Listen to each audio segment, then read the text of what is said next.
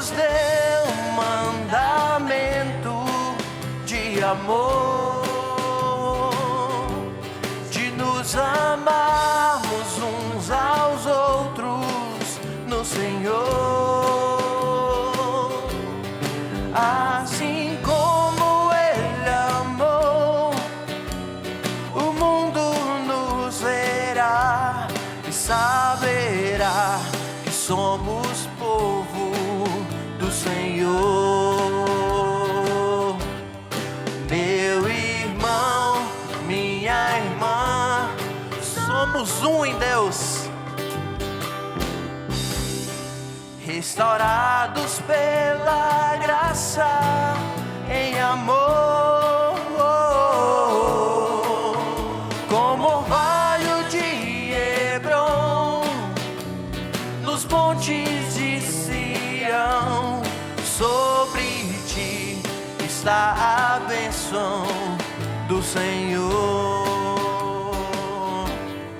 Meu irmão, minha irmã, somos um, restaurados pela graça em amor,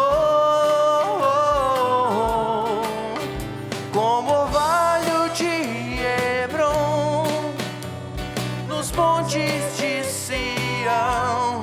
Sobre ti está a bênção do Senhor. Sobre ti está a bênção do Senhor.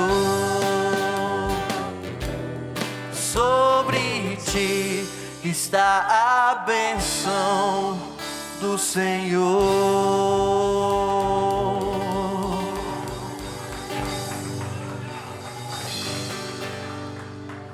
Muito bom dia, meus queridos, minhas queridas.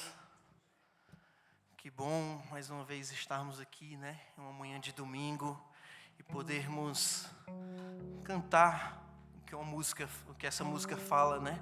Como é bom estarmos aqui, dividirmos momentos, sorrisos, abraços, esperanças. E sempre seguindo nessa busca que é Jesus.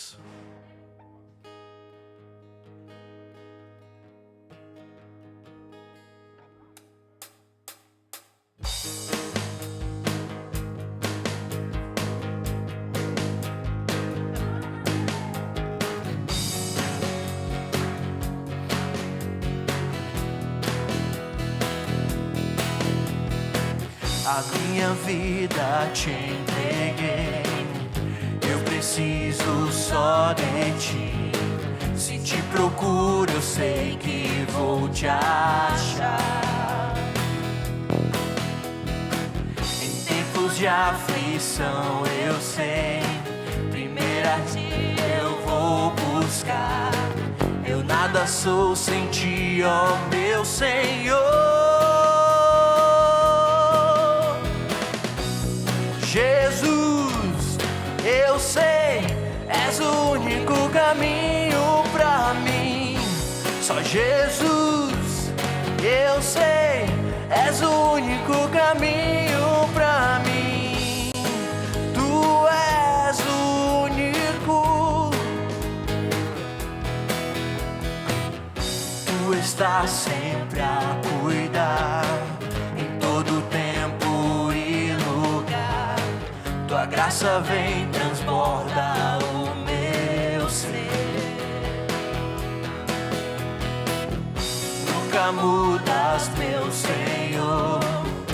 Ontem, hoje, o mesmo amor. Pra sempre, sempre, até não ter fim. Jesus, eu sei, és o único caminho pra mim. Só Jesus, eu sei, és o único caminho pra mim. Jesus, eu sei, és o único caminho pra mim. Só Jesus, eu sei,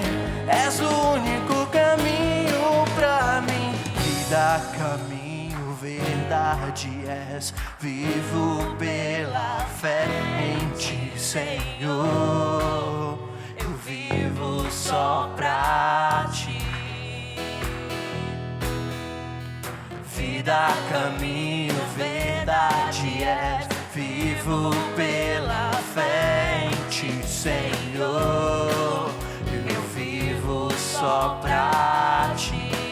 Eu vivo só. Vida, caminho, verdade és. Vivo pela fé em ti, Senhor. Eu vivo só pra ti. Eu vivo só. Vida, caminho, verdade é. Vivo pela fé em ti, Senhor. Eu vivo só pra ti. Jesus, eu sei, és o único caminho pra mim. Jesus, eu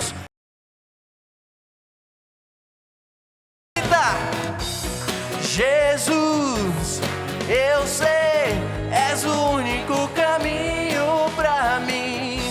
Só Jesus, eu sei, és o único caminho pra mim.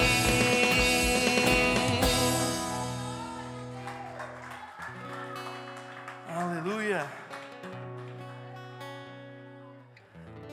Nesse momento, vamos dar continuidade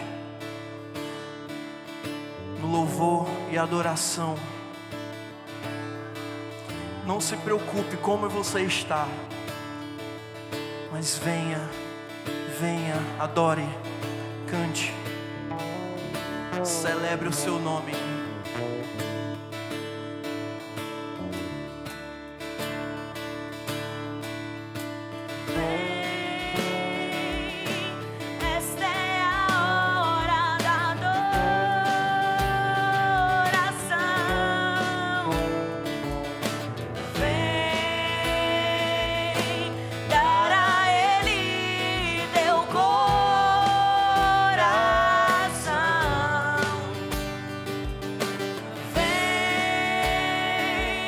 Assim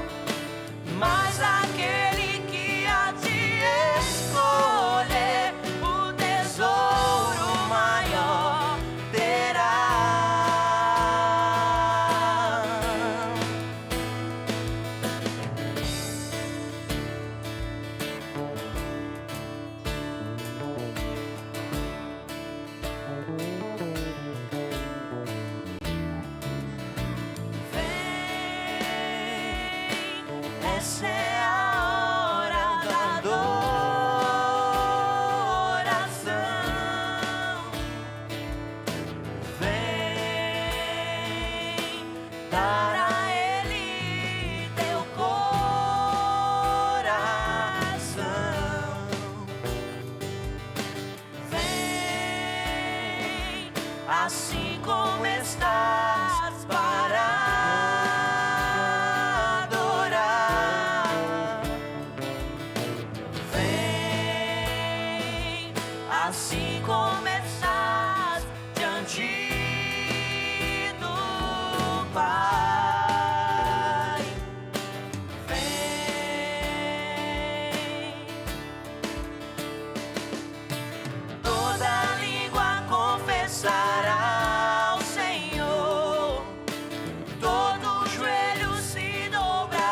língua confessará.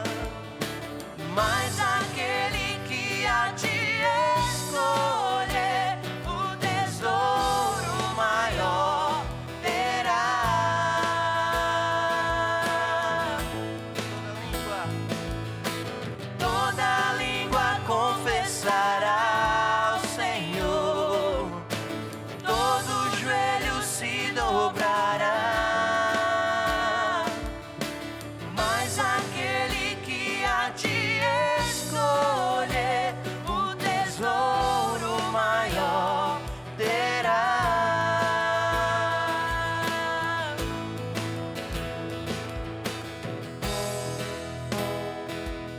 mas a esse Deus que nos aceita da forma que nós estamos, que nos ama e nos acolhe.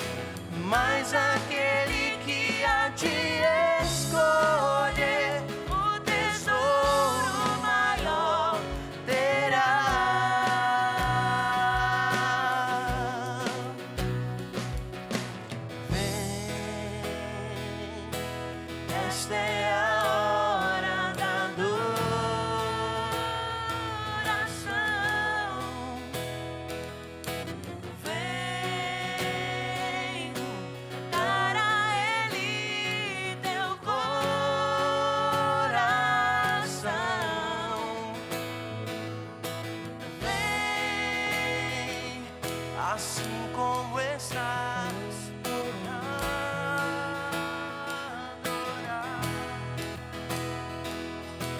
Vem, assim como estás, diante do Pai. Vem, assim como estás, para adorar.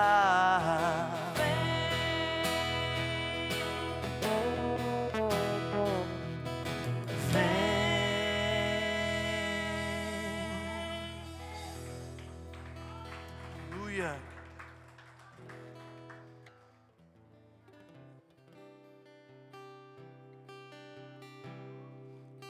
Ainda se mantenha nesse espírito de adoração, com seu coração levinho, tranquilo.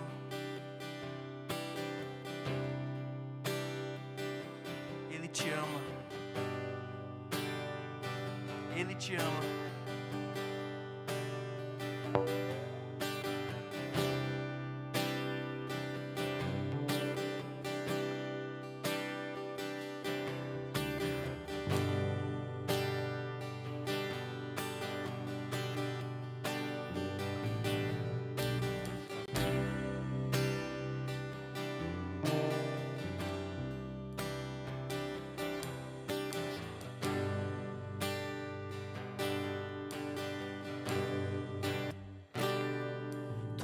Dás a paz que excede todo entendimento humano. E quando eu planejo, me mostras que é bem melhor o teu plano. Com misericórdia me cobres, derramando graça em mim. Eu desconheço um outro amor assim.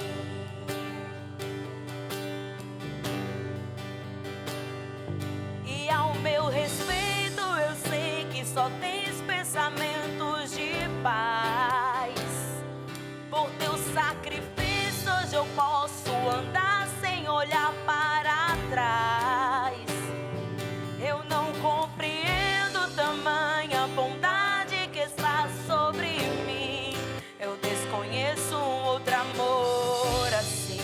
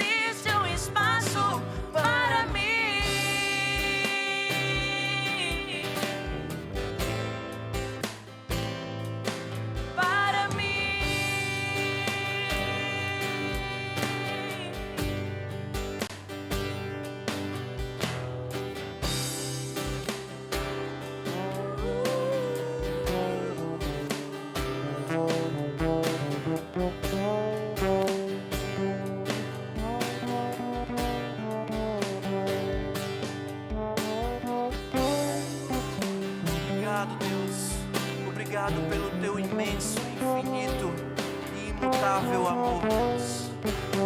Obrigado, Pai.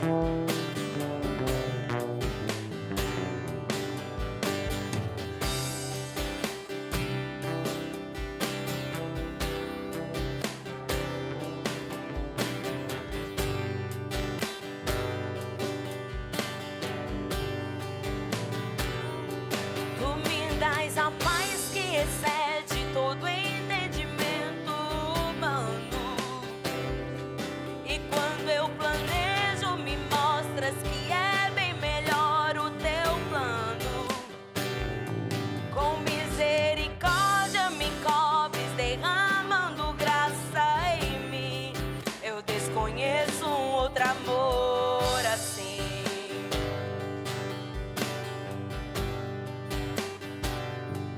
E ao meu respeito eu sei que só tens pensamentos de paz.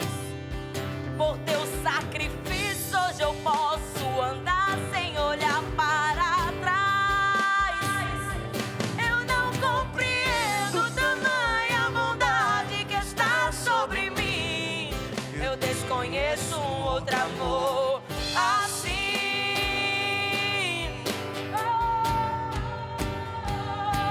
Que amor é esse?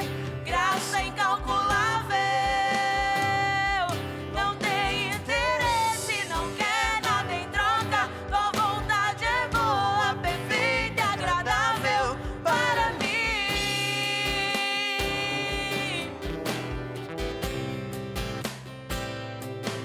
Para mim.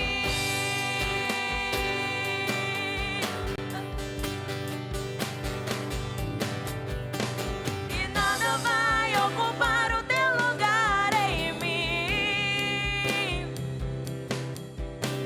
E ninguém pode ocupar o meu lugar em ti, não. E nada vai ocupar o teu lugar em mim. Eu desconheço um outro amor assim.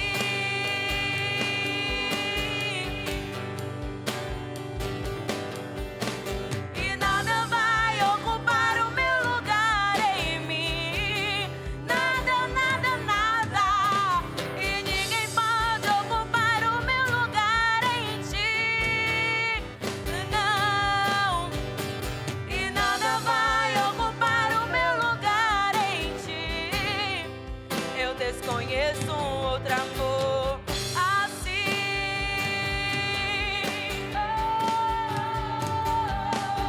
Que amor é esse?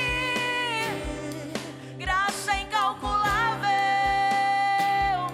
Não tem interesse, não quer nada em troca. Tua vontade é boa, perfeita e agradável para mim.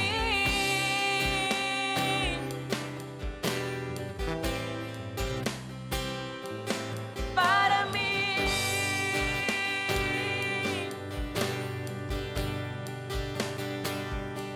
Quero conhecer-te mais, ouvir teus segredos.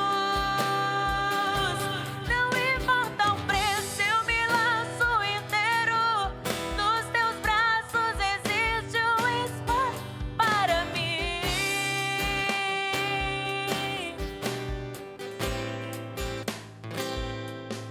Para mim.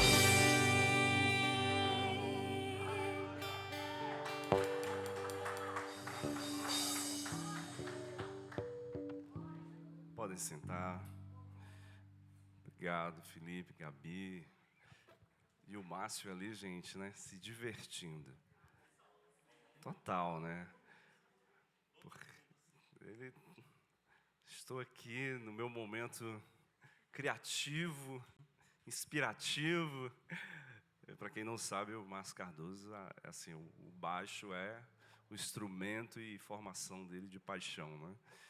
Mas que bom nós termos uma comunidade assim leve, ter tanta gente inspiradora para nos inspirar, né, e tornar o nosso culto isso, né, uma arte espiritual, uma arte que faz com que a gente se entenda, né, como como esse e essa, capaz também de ser sensibilizado no coração, ser tocado e acordado com tantos outros afetos.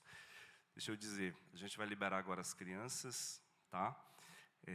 Elas têm um projeto que termina hoje, que é os símbolos da Páscoa, e a gente, assim, foi muito bom escrever para elas, porque se a gente é capaz de escrever para as crianças, cara, eu estou bem demais. Posso pregar para vocês tranquilamente, porque é um desafio, né? A gente falar para as crianças, tentar traduzir aquilo que é o reino de Deus numa imagem, né, com palavras que sejam capazes de atingir e falar para as nossas crianças. Então, esse eu diria um desafio, mas também eu me divirto bastante fazendo isso para elas, tá? Agora a gente vai servir com os nossos dízimos e com as nossas ofertas. Você que trouxe o seu dízimo, você que trouxe a sua oferta. As nossas contas elas não saem para o feriado, tá? Não tem carta magna, né? Até porque o compromisso que a gente tem aqui com tantas outras demandas que vocês já sabem, que vocês já são conhecedores e conhecedoras, mas esse é um momento também onde a gente se sente responsável e convidado a fazer esse exercício de pertencimento. Eu faço parte dessa comunidade, ela atinge o meu coração, faz bem, tudo aquilo que a gente vem dizendo. Não quero me alongar sobre isso, mas só pontuar. É sempre bom saber que a gente também conta com a tua presença, não apenas aqui, não apenas durante a exibição do nosso culto online, mas também com aquilo que a gente sabe que é pragmático, que é do nosso dia a dia, que é tanto meu quanto o seu, né? Tanto meu quanto o seu, que a gente possa vir a realizar e ter todos os compromissos que são e devem ser cumpridos, tá? Tem um Pix aí, né, exibido. Se você quiser fazer a tua doação, nós temos também aqui o gasofilaço, que pode ser realizado. Nós temos também a máquina de crédito, de cartão de crédito, que também você pode realizar a tua doação e a tua contribuição. E isso é fundamental para a gente poder se manter nesse projeto, que é um projeto de comunidade. Tá bom? Vamos orar? Deus, que esse tempo seja um tempo onde a gente também sabe ser testemunha daquilo que a gente acredita como o reino de Deus. O reino de Deus se faz a partir de irmãos e irmãs que se juntam e acreditam no testemunho e na tua graça, que é a manifestação de amor. E a gente faz isso aqui na Bethesda. A Bethesda é esse lugar que se compromete em ser isso, a tua cara, a cara do reino de Deus, a cara do testemunho de Jesus, em incluir todas as pessoas na sua comunidade, incluir todas as pessoas no seu projeto e tornar isso vivo, intenso, a partir do momento também que não é só aqui, não é só sobre aqui, que a gente é capaz de doar o nosso dízimo e a nossa oferta, mas é o quanto a gente é capaz de ser isso na vida, no nosso dia a dia, sensibilizado, que seja isso. Amém.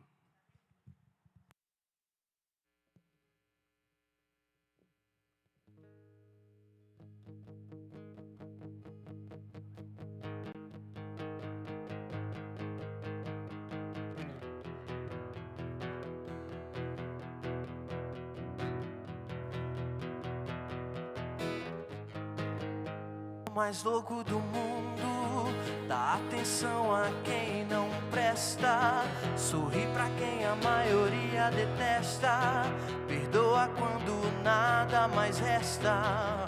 O amor mais louco do mundo diz sim quando devia dizer não, e ao invés de fugir, estende a mão. Esse amor faz novo de novo a cada manhã, onde se morre pra nascer. O amor louco é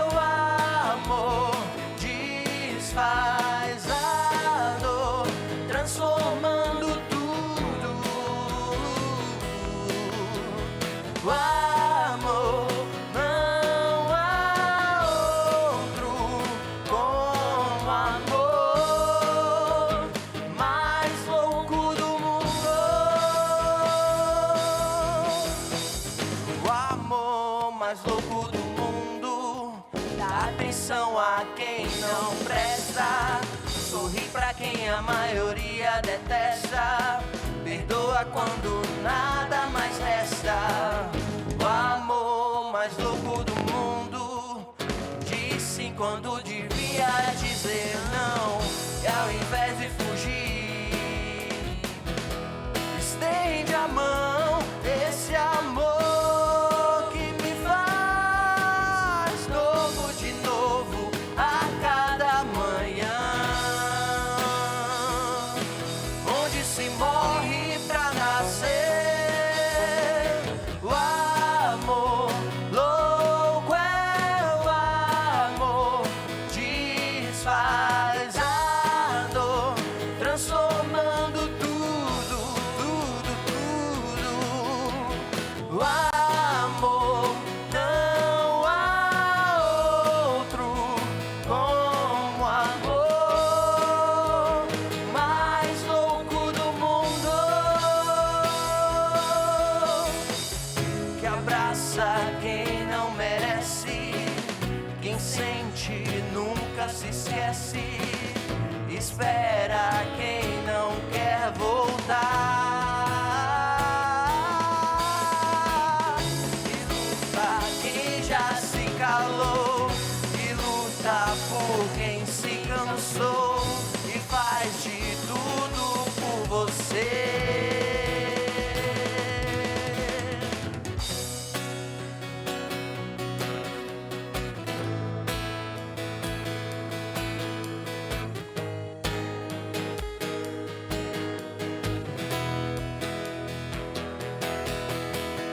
O amor louco é o amor. Desfaz a dor, transformando tudo. O amor, não há outro como amor, mais louco do mundo.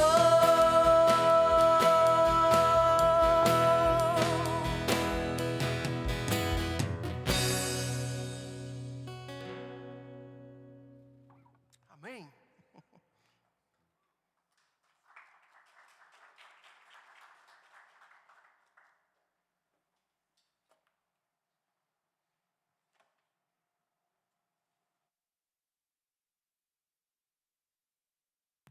Bom dia, gente. A maioria de vocês sabe que no início do mês eu lancei um desafio a mim mesmo, um projeto de gravar um EP, né, um disco menor, com 7 músicas. E lancei o desafio, algumas pessoas se engajaram. E já gravei todas as músicas, com todos os instrumentos e as participações, os intérpretes. E o disco está esperando para ser masterizado e mixado. Só daí eu consigo subir para os streams, né, as plataformas de música. Então, estou esperando uma verba para ver se a gente consegue ainda essa semana subir o disco para os streams. Mas já está lindo. E se não conseguir subir o álbum até a Páscoa, né, que é o final de semana que vem, já está gravado. O CD não é datado, não é para ouvir só na Páscoa, porque narra a vida, morte e ressurreição de Jesus. O nome do álbum é Um Deus que Dança, e esse título diz muito no Deus que a gente acredita, né? Um Deus que dança. É esse que não tem vergonha do corpo e que não castra as potências do corpo, né? E que não nos castiga porque nós temos prazeres com o nosso corpo. Então, um Deus que entra na dança, que chama a todos e todas para a roda, para brincar, para se divertir. E é um Deus também que muito sensível, um Deus muito humano. O Deus que a gente conheceu em Jesus é um Deus muito humano, né? Em um dos títulos uma música tem como título Um Homem Bom. Para nós, Jesus revelou Deus não por ser poderoso, por usar expediente da glória e poder, mas por ele ser tão humano. Que homem bom, cara, só pode ser Deus. É uma das músicas. No EP, nós temos participação do Jorge Camargo e do Gladir Cabral, que são os gurus para mim, né? Desde que eu comecei a compor, eu me inspiro neles.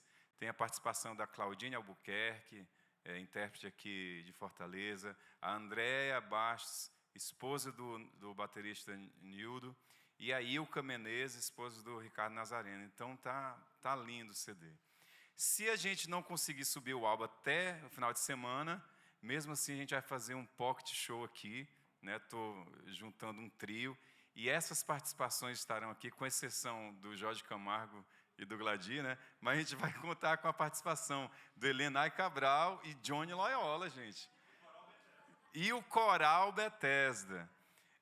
Eles vão cantar comigo, Johnny e Helenay, uma música que eu fiz inspirado numa cena tão linda, que é aquela que vocês conhecem, quando José de Arimateia e Nicodemos descem o corpo de Jesus da cruz, né, ali vencido, e eles preparam o corpo de Jesus para o sepultamento. Essa história, Helenay deve ter sacado. Me inspirei muito naquele conto. Gabriel Garcia Marques, citado pelo Rubem Alves, né, de um corpo morto que chega numa aldeia, carregado pelo mar, e uma aldeia que estava assim, sem graça, cinza, vê aquilo e começa a preparar aquele morto para o sepultamento, e começam a ver, essas mãos, o que é que fizeram essas mãos?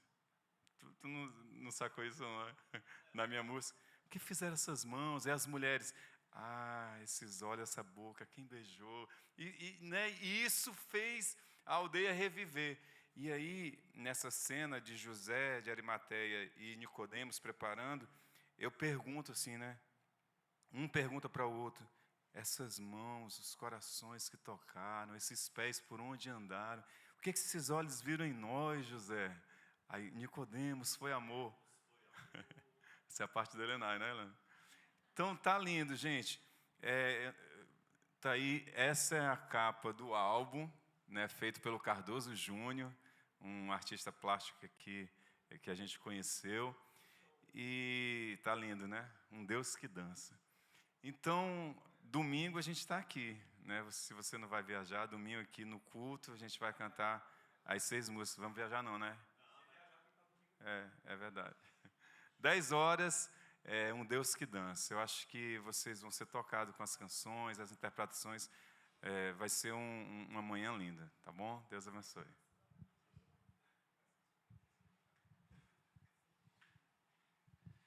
Amém, graças a Deus. Então, nós precisamos da sua ajuda. Essa semana, o pessoal da comunicação vai disponibilizar para a gente um material de divulgação.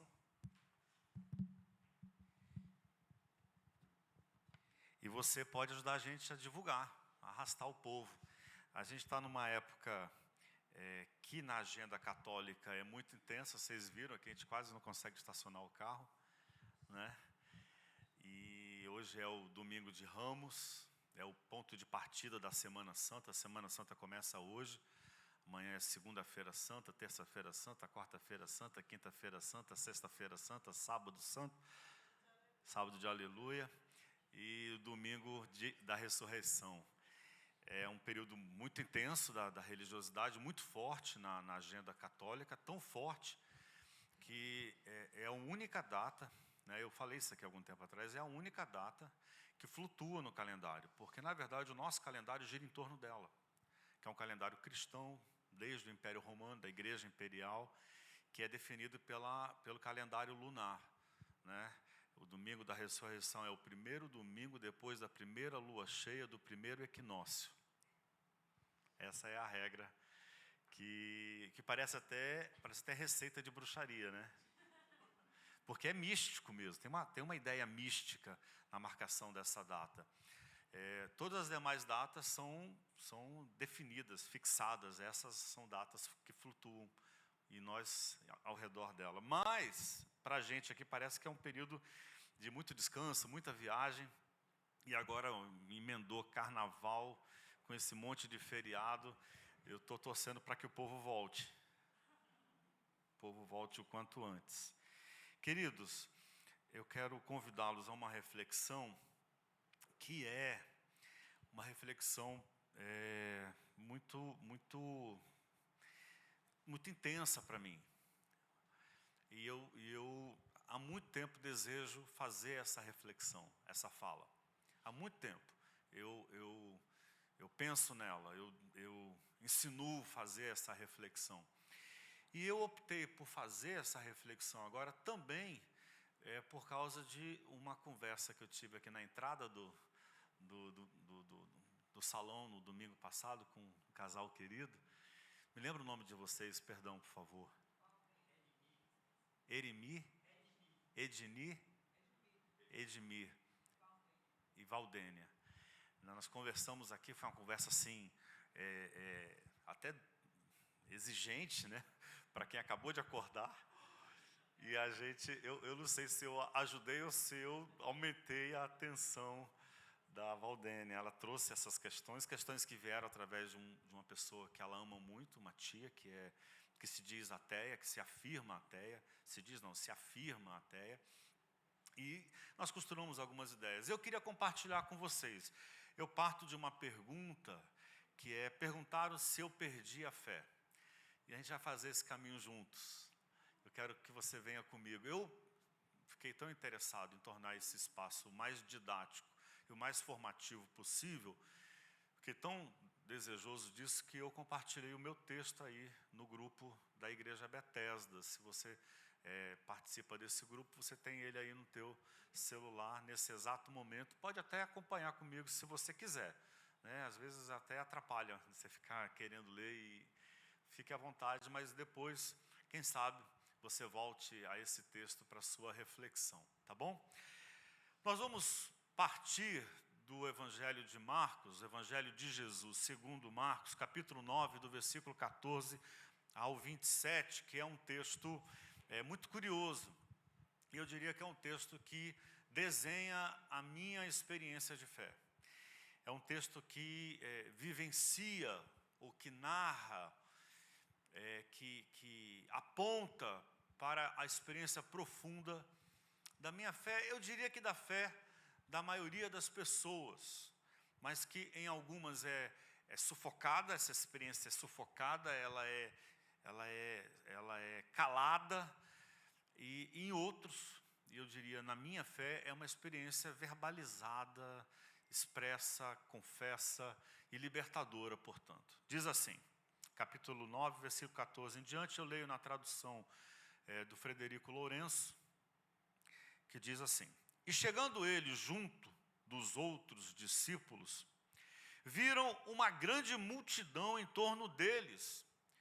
E aí você vai percebendo as ênfases do texto. E uns escribas, que era o pessoal que copiava os textos sagrados e que ensinava nas sinagogas, e uns escribas discutindo com eles. E logo a multidão toda, vendo Jesus, ficou surpreendida, e correndo vieram saudá-lo. E ele perguntou-lhes: que estáis discutindo novamente uns com os outros? E respondeu-lhe um homem dentre a multidão: Mestre, trouxe-te o meu filho, que tem um espírito imundo, espírito sujo, um sopro sujo. Literalmente essa é a expressão. Na nossa cultura é que espírito ganhou um sentido de uma entidade, mas aqui, já por causa dessa nossa cultura, não é traduzida a palavra espírito, mas é sopro. Um sopro imundo, um sopro sujo. Ele tem um sopro sujo, um ânimo sujo, um fôlego sujo. Quando se apodera dele, atira-o ao chão e ele se põe a espumar, a ranger os dentes e fica rígido. Disse aos seus discípulos que o expulsassem, mas eles não conseguiram. Jesus respondendo, disse-lhes: Ó geração descrente, até quando estarei convosco? Até quando vos suportarei? Trazei-o aqui. E levaram-lhe, ao ver Jesus, Logo o espírito sacudiu violentamente o rapaz, e este, caindo por terra, começou a estrebuchar, espumando pela boca. Jesus perguntou ao pai dele: há quanto tempo lhe sucede isso? Este disse: desde criança, e muitas vezes o espírito o tem lançado ao fogo e à água para matar. Mas se puderes alguma coisa, socorre-nos, tem pena de nós. Porém Jesus disse-lhe: o que é isso, se puderes? Todas as coisas são possíveis a quem crê. Gritando logo, o pai do rapaz dizia: eu creio, ajuda-me na minha descrença. Não é curiosa a expressão? Eu creio, ajuda-me na minha falta de fé, na minha descrença. Vendo Jesus que acorria muita gente, ameaçou o espírito impuro, dizendo-lhe: espírito mudo e surdo, eu ordeno-te, sai dele e jamais voltes a entrar nele. E dando um grande grito e sacudindo-o repetidamente, saiu. O rapaz parecia um morto, a ponto de a maioria dizer que tinha morrido. Mas Jesus, segurando a mão dele, levantou-o e lhe pôs de pé. Amém.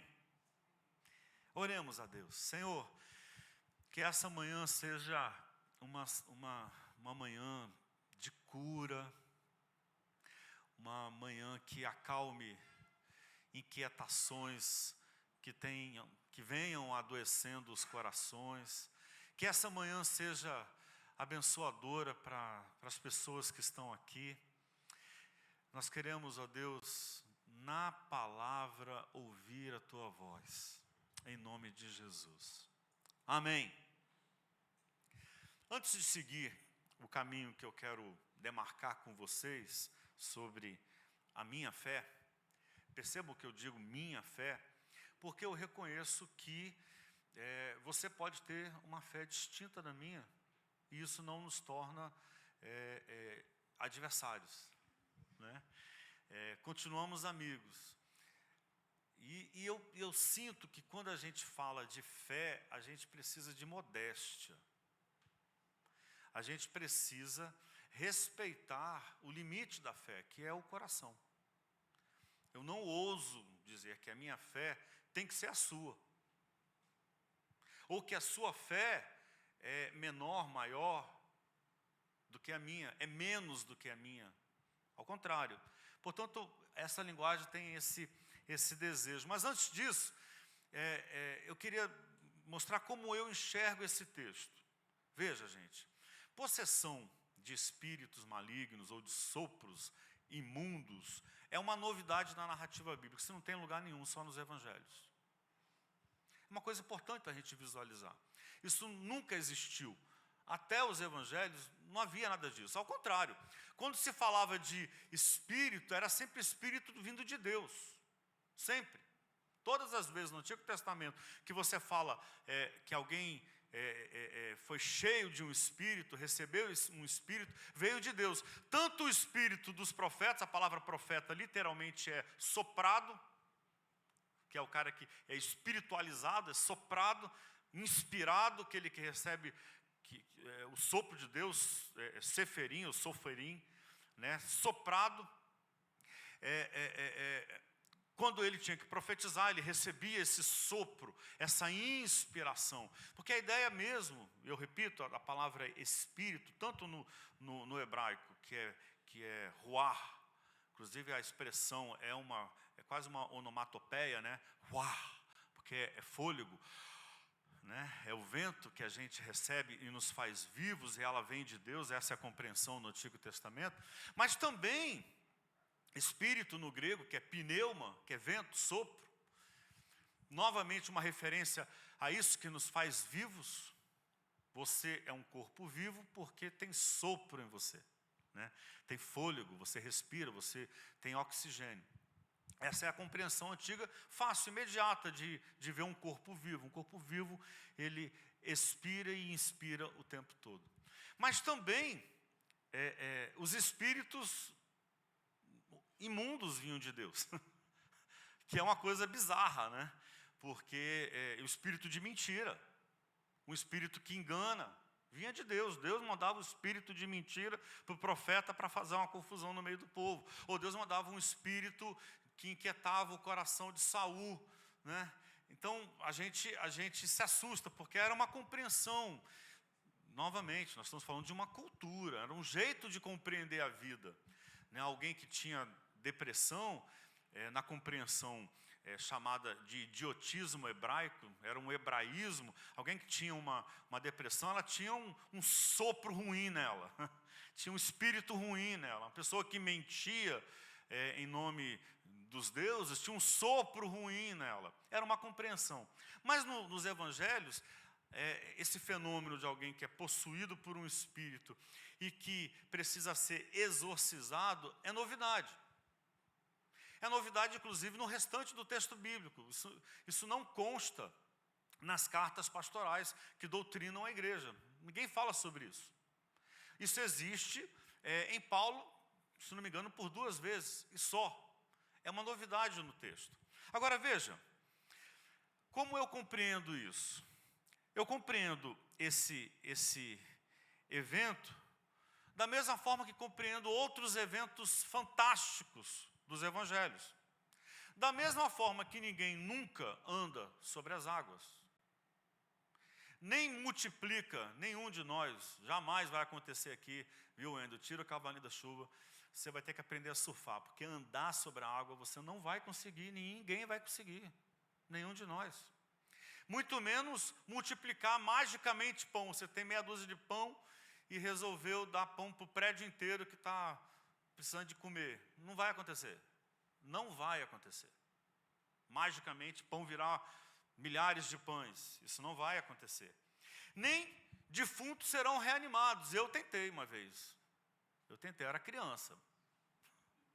Calma. Eu tentei ressuscitar, orei, tive fé, olhava para trás para ver se me afastei do cortejo fúnebre, para ver se tinha levantado e nada. Falei, Deus, Jesus, e nada. Não consegui, nem vai conseguir nenhum de nós nunca.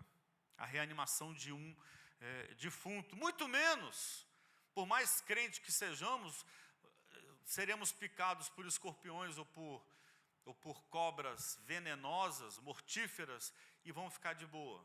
Não vai rolar. Não vai acontecer. Da mesma forma, demônios não são entes reais, com o poder de habitar corpos.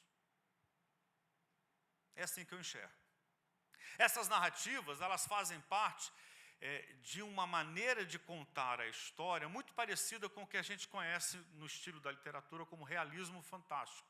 Gabriel Garcia Marques, José Saramago, né? Mia Couto, Água Lusa e outros escritores.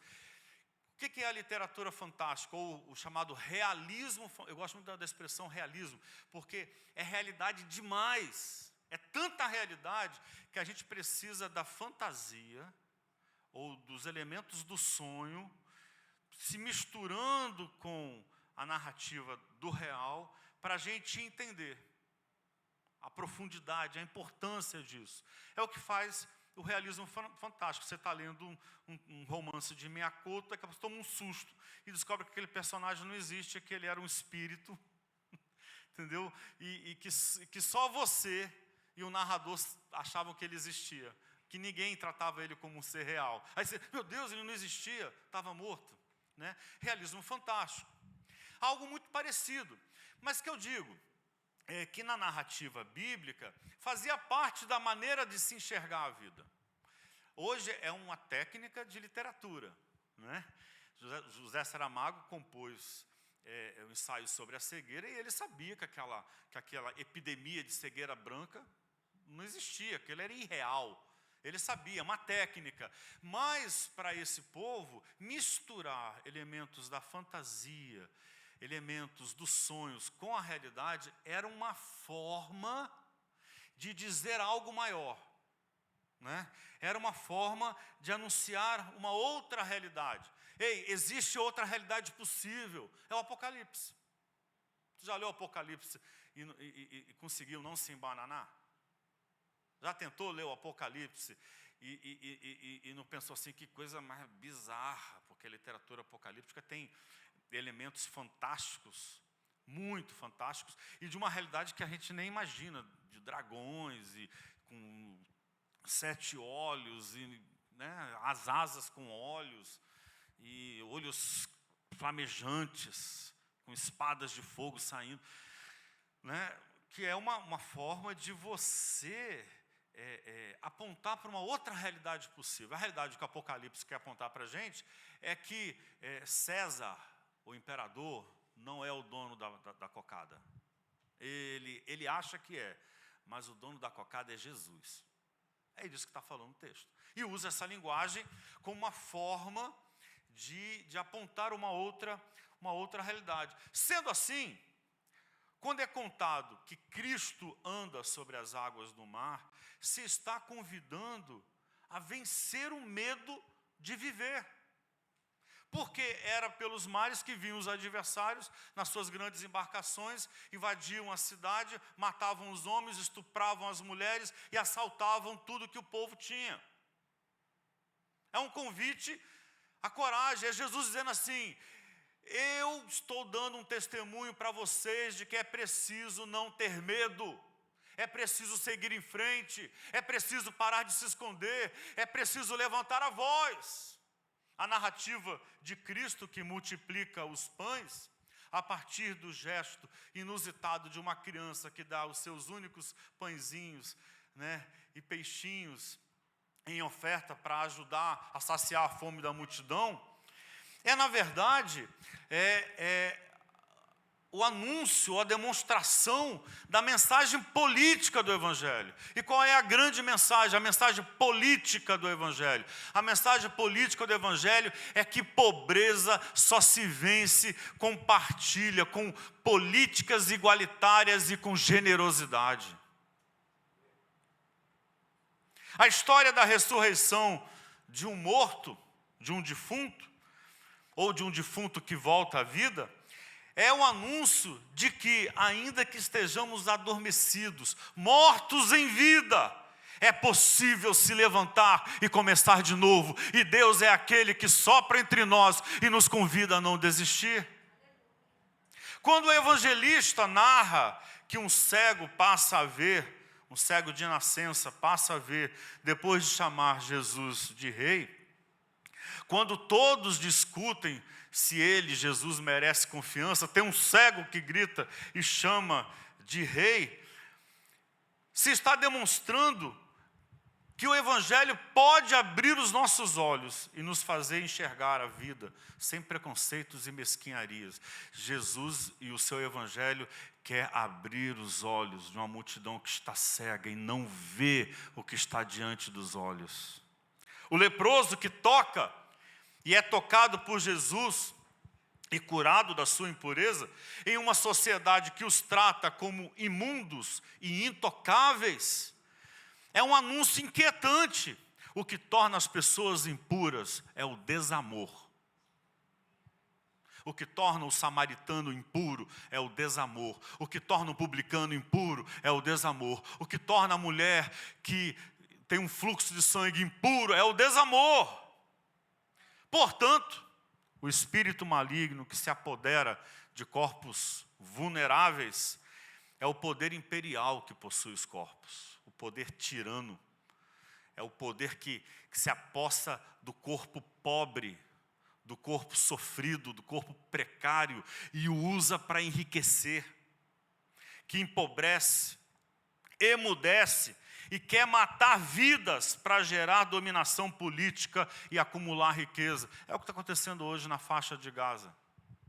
Os corpos palestinos são corpos matáveis, são corpos possuídos.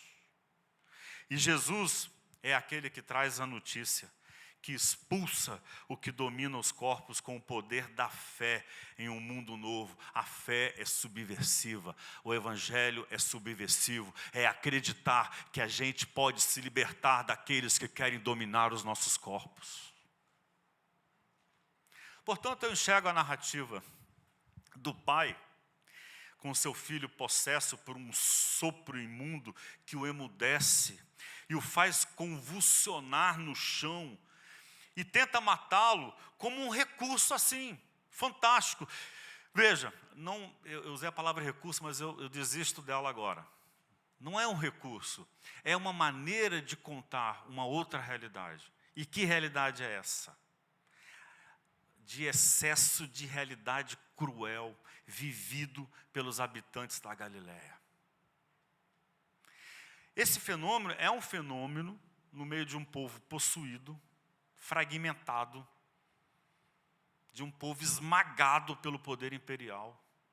Eu repito para vocês, uma das técnicas, e ela se perpetua até hoje, de dominação de um povo, era o estupro das mulheres. E ainda hoje, o machismo se afirma no estupro das mulheres. Nós estamos vivendo um momento agora no Brasil, de 2 grandes escândalos, 2 craques do futebol, jogadores de seleção riquíssimos, né, admirados pelos nossos filhos, o Robinho e Daniel Alves, que foram flagrados, investigados, processados e condenados por estupro, de dar volta no estômago, horríveis. E ainda assim, muitos homens, os machos do mundo do futebol, a grande maioria ou se cala ou tenta colocar panos quentes. Ou então tenta... paga fiança, porque que é um recurso da justiça lá da Espanha. Ou seja, esse povo aqui é um povo assim, esmagado, fragmentado, precarizado. É um povo assaltado na sua dignidade. Essa experiência, ou essa narrativa dos espíritos, dos sopros imundos que possuem os corpos, é, na verdade, uma grande metáfora da opressão. E que quando Jesus liberta para viver, para ter paz, para ter fé, para ter esperança. Cada galileu é um corpo possuído, calado, imatável. Há 2 ingredientes aqui muito interessantes nessa história que nós lemos. Primeiro, um filho possesso por um sopro imundo, que o joga no chão e tenta matá-lo. Veja os contornos da narrativa. É um sopro imundo que o emudece, tira dele voz, que o joga no chão com frequência e que quer matá-lo. E isso é o desenho do que as forças que oprimem fazem com as pessoas. O que os corpos negros entendem muito bem no nosso país, no nosso mundo atual, os corpos palestinos, os corpos das mulheres, os corpos dos nordestinos, dos empobrecidos. O segundo elemento é que tem um pai com uma fé sem fé. Perceba como isso convulsiona, como isso torna a vida difícil, tensa. Ele crê sem acreditar. Ele espera desesperado. E eu diria que é o retrato da nossa crise. A de ter perdido um conteúdo da fé, mas seguir com fé. Uma fé sem fé, um crer sem acreditar, um esperar desesperado. A fé sem fé, ela convulsiona, atrapalha, ela intoxica, ela angustia, ela causa conflito. E há uma coisa interessante aqui, é que esse pai, que tem uma fé sem fé, parece ser o único que enxerga Jesus com a clareza devida. O resto é tudo um bando de incrédulo que Jesus não aguenta mais. Ele fala, geração descrente, até quando eu vou ter que aguentar vocês? Não aguento mais. Por quê? Por que a fé que encontra Jesus e coloca Jesus em movimento é uma fé sem fé? É um acreditar sem crer. Jesus só é visto com clareza, eu diria, por quem perdeu a fé. E eu afirmo categoricamente, é nisso que eu, Elianai Cabral Júnior, acredito, que o Jesus dos evangelhos não serve para a maioria dos crentes. Não serve, é desperdiçado. Ele é uma força poderosa e revolucionária que a maioria dos crentes desperdiça e desconhece.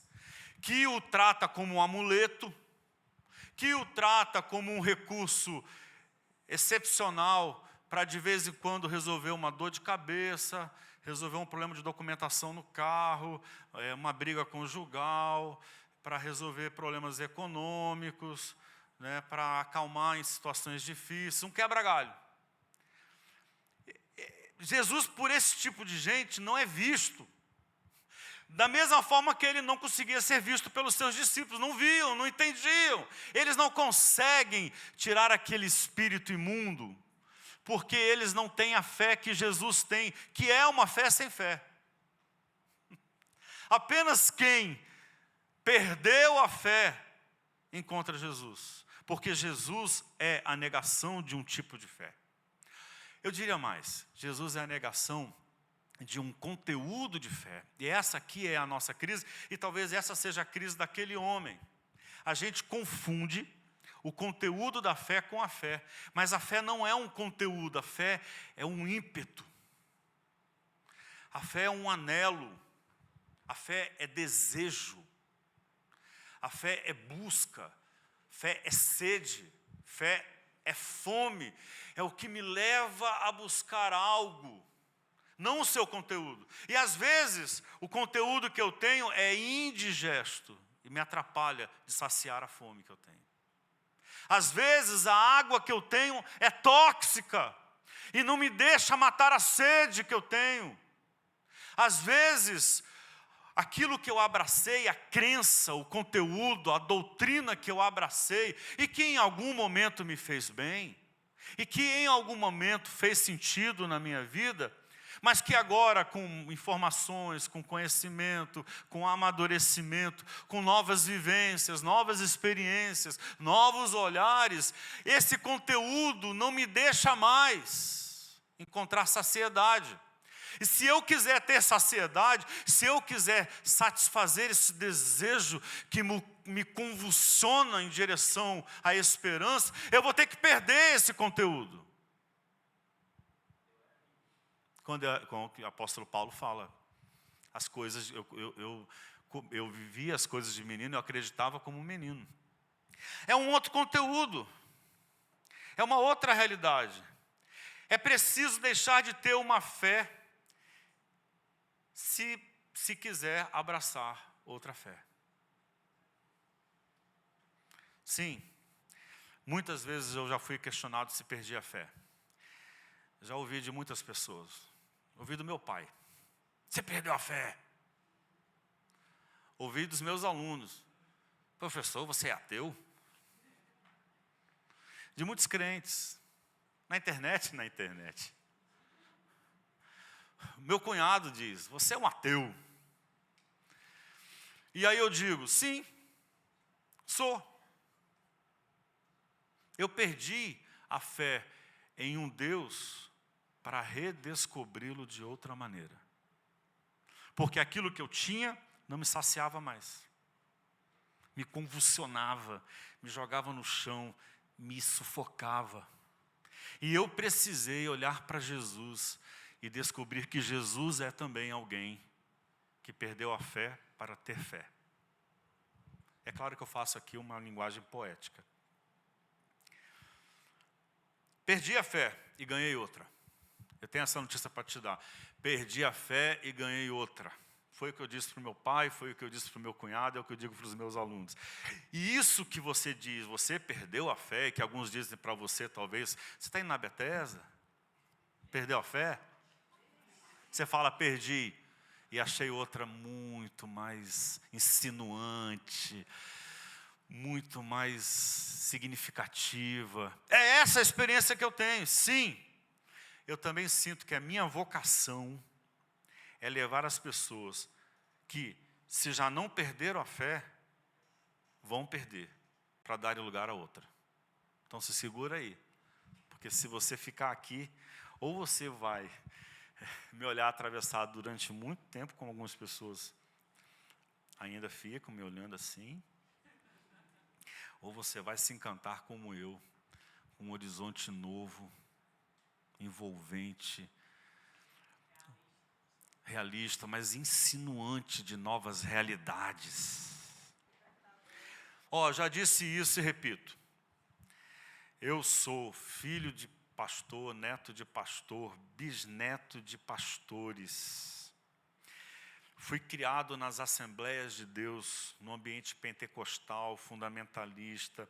Eu cresci sob o assombro de uma volta iminente de Jesus entre as nuvens no céu, para arrebatar os fiéis ao céu e condenar os infiéis ao inferno. Cresci vendo pessoas possessas rolando pelo chão da igreja. Eu era menininho, eu já botava a mão na cabeça, sai em nome de Jesus! Rolando pelo chão, dando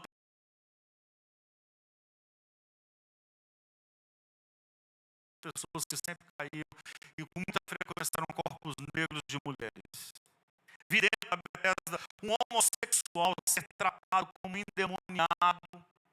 Falei em línguas estranhas ainda menino. Fui batizado nas águas aos 11 anos de idade. Fiz seminário teológico aos 16 anos de idade. Fui ao seminário teológico de internato aos 18 e expulso aos 20. Quando eu comecei a perder a minha fé. Quando eu tive a primeira e desesperadora, não foi uma experiência boa, foi uma experiência que me jogou no chão, que ameaçou a minha vida, que me silenciou na angústia. Perdi a fé lenta e angustiante e silenciosamente. Perdi a fé muitas vezes e aos poucos. Graças a Deus. Graças a Deus. Você não sabe como eu digo isso no fundo do meu coração. Graças a Deus pelo que eu me tornei, pelo que a Bethesda se tornou para mim. E a minha fé foi muito bem representada pelo pai desse menino. Que crê sem crer. Que tem fé sem ter fé. Que tem fome, tem sede, tem desejo. Que precisa de outros conteúdos que possam saciar essa busca. Também com ele eu digo, creio, ajuda-me na minha incredulidade. Novamente, fé é desejo, é fome, é sede, é angústia. Fé é angústia, é ansiedade. E não é o conteúdo que pode acalmá-la ou não. E se o conteúdo não acalma, se o conteúdo aí emudece, cala, se o conteúdo joga no chão, é imundo. Mas eu conheço alguém que pode expulsar esse sopro impuro e trazer liberdade. Jesus de Nazaré. Então, em uma frase que pode ser projetada, em uma frase, fé é a angústia aprendiz de construir sentido para viver. Segura aí. Fé é angústia aprendiz de construir sentido para viver. Aos Hebreus isso é muito claro. Ela é contradição, é angústia. É a garantia, Hebreus 11:1, é a garantia de coisas que se esperam, a certeza de coisas que não se veem. Ela existe nessa contradição. É portanto esse movimento, repito, aprendiz, que muda à medida das nossas mudanças. Você cresce, você amadurece, você conhece, você experimenta, você vive, você dialoga, você ouve, você muda a maneira de ver as coisas, faz inferências, você faz deduções, você aprende. E isso muda necessariamente o conteúdo da sua fé. O problema é que a religião calcada no poder precisa que ninguém mude. Porque se você muda, você desestabiliza a maneira como as coisas estão organizadas. E não vai demorar muito tempo, você vai ser tratado como um ímpio, como um carnal, como um herege, com alguém que tem que ser expurgado do ambiente deles. Mas, na verdade, o que tem que ser expurgado não é a pessoa,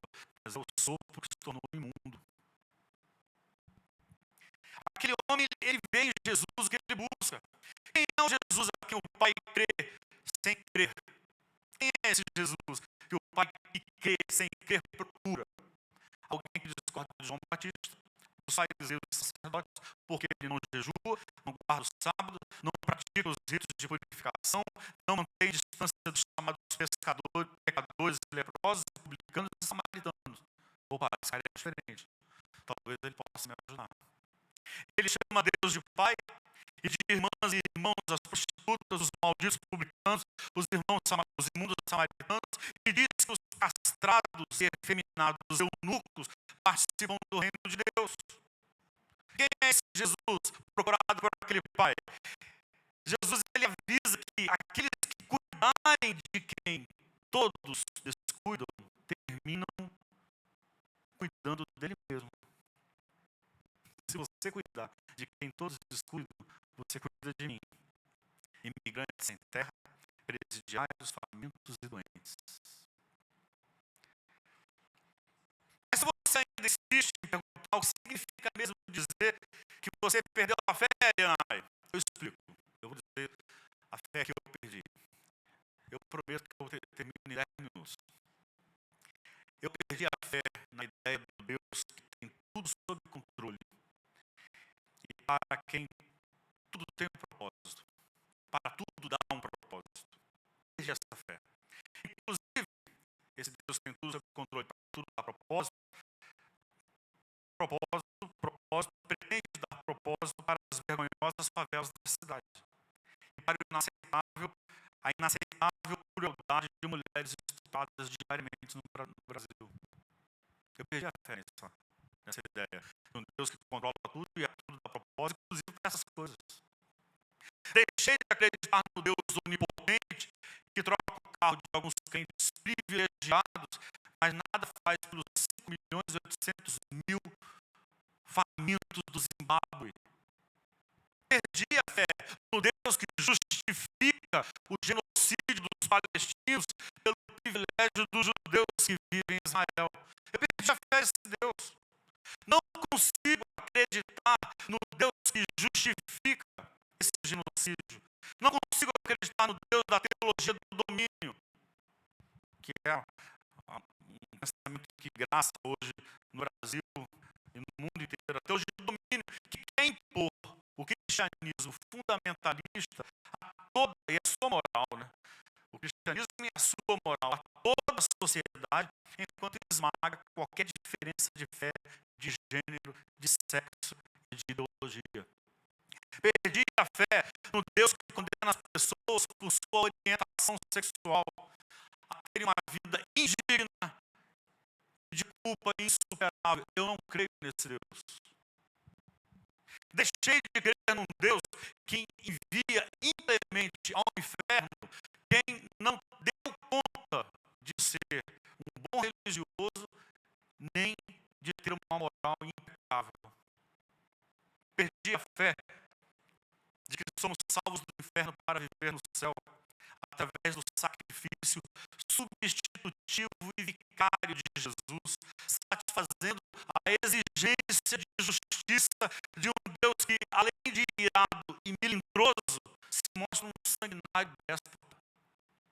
Não tenho essa fé. Perdi a fé no Deus da abstração grega, que é onisciente, onipotente, onipresente. Essas categorias vieram todas da filosofia grega. Onipresente, onisciente, onipotente. Porque vivo num mundo em que aquele que sabe de tudo, que tudo pode e está em todo lugar, é o maior cúmplice e mais omisso de todos os seres. Não dou conta de acreditar nisso. Aí você, insatisfeito, deixa acabar. Calma, Zildinha. Deus vai ter misericórdia da gente. Você está insatisfeito e fala assim, tá, mas aí você diz que perdeu a fé. E no que você acredita? Eu te digo. Eu vou me arriscar a esboçar aqui. Creio em um Deus que é um acontecimento de beleza e compaixão em um mundo carente e confuso. Aliás, o mesmo de Jesus, sobre quem se disse, depois de perdoar alguém paralisado por suas culpas, quem é este que perdoa o que só Deus pode perdoar. Minha fé é em um Deus que se faz relação. A mesma fé que levou o apóstolo João a definir Deus como amor. E tornou Jesus o testemunho e a expressão mais divina de que eu já tive notícia. Creio que divino não é intervir a favor de quem sabe orar ou de quem ora muito. Mas divino é interpelar, chamar todas as pessoas para que cuidem umas das outras. Tenho fé no rosto divino das vítimas que ressuscita minha compaixão e me liberta da mesquinha indiferença. Acredito que o milagre divino é qualquer pessoa ou evento que contraria a normalidade cultural de uma sociedade de egoísmo, com gestos surpreendentes de generosidade e misericórdia. Gente que ousa ser misericórdia contraria aquilo que parece normal nessa sociedade. O nome disso é milagre. Creio que a divina palavra bíblica não é um livro de regras e instituições sagradas, mas toda a narrativa bíblica que se torna um memorial, um altar para mim, de tudo que de Deus eu já experimentei. É isso que eu encontro na Bíblia, que torna um livro sagrado para mim. Creio que ouvir a voz de Deus na Bíblia é lê-la com sensibilidade, inteligência, e modéstia e humildade, para reconhecer que nem tudo o que está escrito é bom ou faz sentido. Tem muita coisa absurda na Bíblia, inclusive genocídio, inclusive estupro. Mas que é nela que temos o marco testemunhal de Jesus Cristo, o mais humano e o mais divino que já viveu entre nós. Creio que divino é muito mais que o religioso. É também a política que busca a justiça social. É também a poesia que ameniza a angústia de viver. É também a música que embala gostos e amores. A dança que desperta desejo, as amigas e amigos em torno da mesa, criando memórias boas de viver, e também a comunidade de fé que enche a vida de testemunho e de amparo. Tenho uma fé em que o divino não é apenas uma confissão religiosa, não é apenas a minha confissão religiosa, perdão. Divina não é apenas a minha confissão religiosa, mas tem muitas outras caras, ensinamentos e belezas e contribuições de tantas religiões e culturas. Tem uma fé que aprende sim, eu aprendo com o ateu, eu aprendo com a Ialorixá, com o Babalorixá, com o rabino, com o ativista política, com o agnóstico, com a irmã pentecostal que faz gira e sapateia no culto, igual o pai de santo que faz a gira de Ogum, com o espírita kardecista e com o quente outsider, né, lá de fora. Com o teólogo da teologia da libertação e o teólogo da teologia aberta. Eu aprendo com o físico quântico e com os profetas da chuva do Ceará, com o crítico literário e a literatura de cordel, com as narrativas bíblicas e as músicas de Chico Buarque e Lenine, com o livro dos Salmos e os romances de Clarice Lispector. Por fim, preciso confessar, eu tenho uma fé parecida com a fé do filósofo, ativista social, político, já falecido, o italiano Gianni Vattimo, que escreveu um livretinho chamado Credere di Credere, algo assim, creio que creio. Eu acredito que acredito. Foi o nome do meu primeiro blog, ou do meu blog. Primeiro nome que eu dei ao meu blog. Há alguns anos eu escrevi Os Salmos da Perfeição, foi a plataforma do meu primeiro livro. Acredito que acredito. Porque a minha fé é frágil. E por isso mesmo, a mais aprendiz das minhas convicções. Ora tenho muita fé, ora nenhuma. Tem hora que eu sou muito crente, tem hora que eu sou bem reticente. Às vezes sou movido por ardente convicção, noutras escorrego insuperáveis dúvidas. Por isso afirmo que acredito, que acredito. Vamos ficar em pé.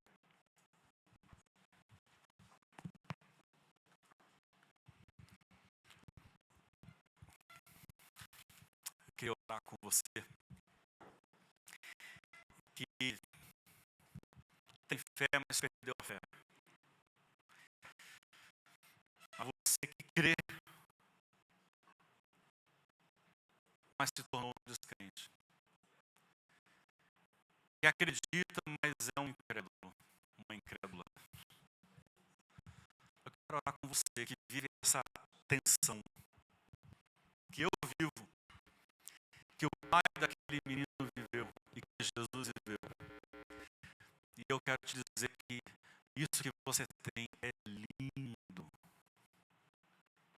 É matéria-prima da obra de Deus em nós. Perdi a fé, graças a Deus, para ganhar outra.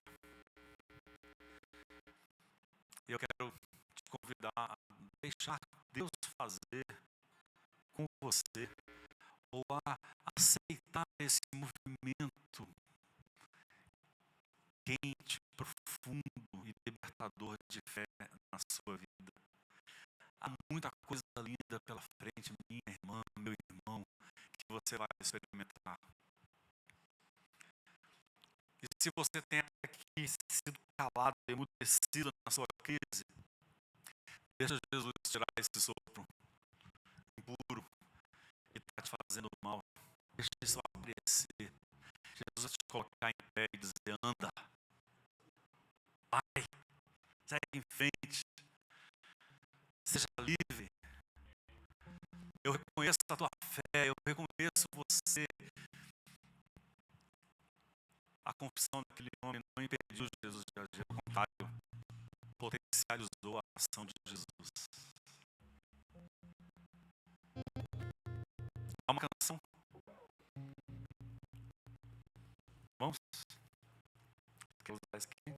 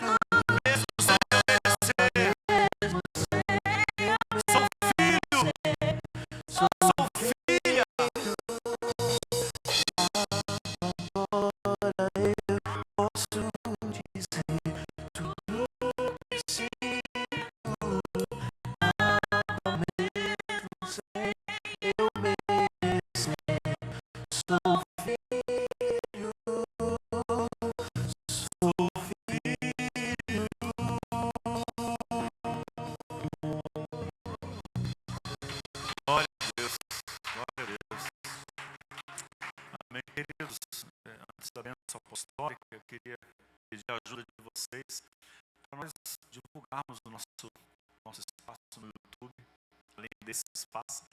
Então hoje você vai receber um recadinho, vai começar a culto, a transmissão, né? Deixa lá um joinha, entra no YouTube. Se você quiser, você pode deixar ligado lá o computador, o celular, para aumentar o fluxo, né? De visualizações, dar o joinha, dar um alô e falar para os contatos, entra lá, ouve essa palavra. Se ela abençoou você, que ela abençoe muitas outras pessoas, tá bom? Que a graça de Jesus Cristo, nosso Salvador, o amor de Deus, o Pai, e as consolações do sopro sagrado que sai da boca de Deus estejam sobre todos nós, hoje e sempre. Você pode dizer comigo, amém, amém, amém.